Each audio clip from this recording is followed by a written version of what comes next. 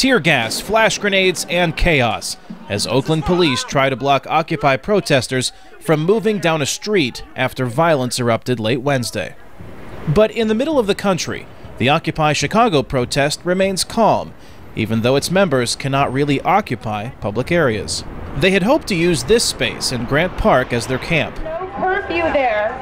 But police arrested them each time protesters tried to stay past the city's 11 o'clock p.m. curfew. The city's being fair, but I believe that they could work with us a little bit more to help us find a more permanent place to stay instead of on the corner here. In 2003, Jordy Grant is an organizer with Occupy Chicago and says protesters hope the city will help them find a place to set up a camp.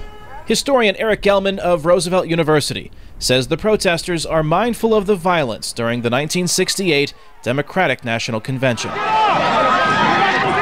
That incident, at the height of the Vietnam War, sparked outrage when Chicago Mayor Richard Daley ordered police to suppress demonstrations. Had Mayor Daley at the time responded by not sending police in to enforce that curfew, you might not have had the kind of police violence that resulted in August of 1968. So I think that's a lesson that Emmanuel could really learn from as far as tolerance for the Occupy movement. Chicago officials declined to speak to VOA, but in an email, officials say they support the demonstrators' right to free speech and that they have assisted with crowd control and traffic during the daily protests.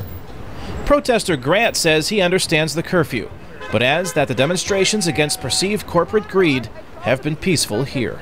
If we want to be able to occupy it, we should be able to. That's our park.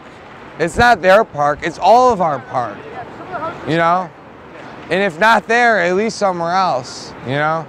How the city deals with the Occupy protest might be an indication of how it will respond next year, when tens of thousands of demonstrators are expected to descend on Chicago when it hosts the G8 and NATO summits in May. Kane Fairbaugh, VOA News, Chicago, Illinois.